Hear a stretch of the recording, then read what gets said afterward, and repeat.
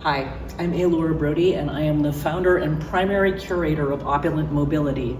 This show reimagines disability as opulent and powerful. My co-curator is Anthony Tessler, and this show has 16 artists from across California. We're also doing this in conjunction with students from Glendale Unified School District. In the main garden room of Brand Library and Arts Center, we have work by Amabelle Aguiluz, by Anahid Boghosian, and by Jaklin Romine.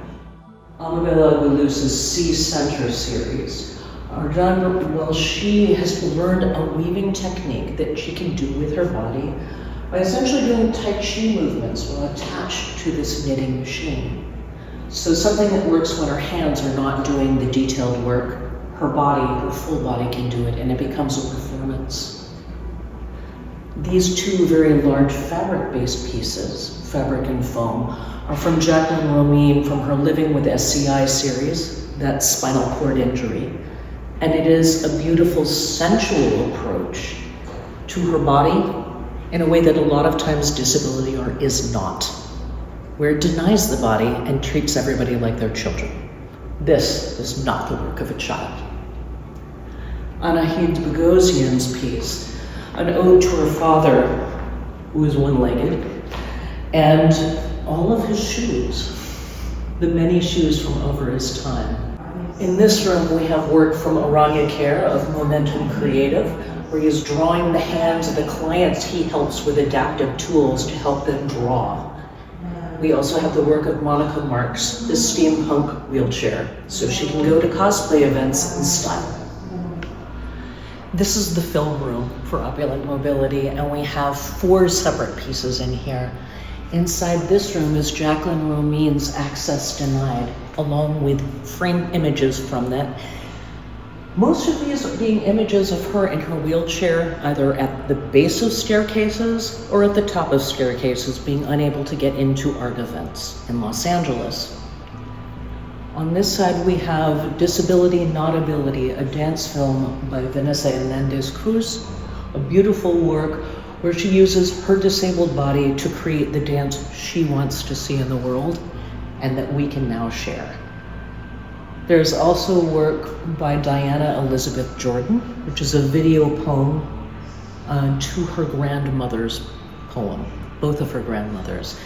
They loved a Langston Hughes poem, and she did a video ode to it, talking about it and how the stairs in the poem to her grandmother's represented freedom, but to her as a disabled woman represent a challenge. Behind us, or over here, is Larissa Nickel's Human Limb Object Architect Me, which is a beautiful, exquisite corpse of a video piece. In this room, we have the beautiful Disabled Joy paintings from Rachel Ungerer. On the other side, we have these wonderful photographs from Patricia Fortlage that have the light of a Dutch master, only dedicated to things like medicines and glassware and hydration fluids.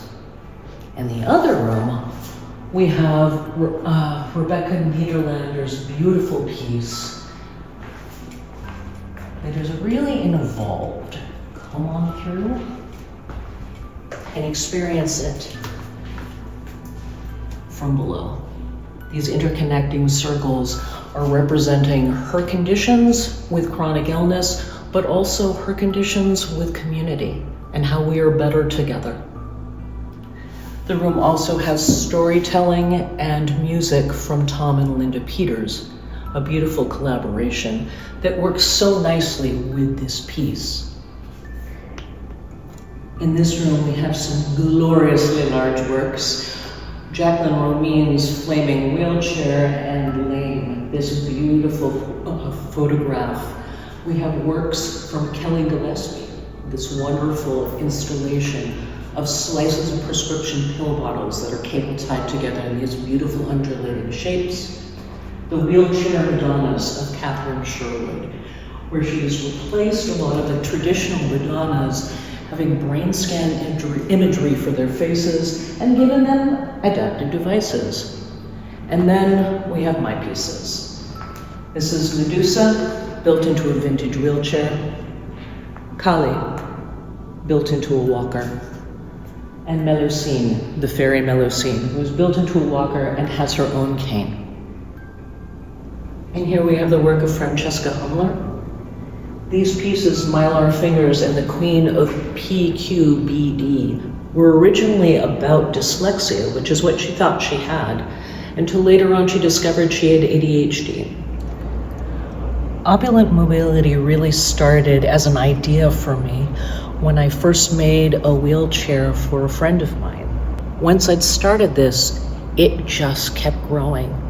It's a little thing, it was difficult, it was a challenge, but each time it has grown, and it's been such a delight to have it grow to this point for the 10-year anniversary, to have it at Brand Library, and to be able to put all of these enormous installations in. Thank you so much for making this really a dream come true.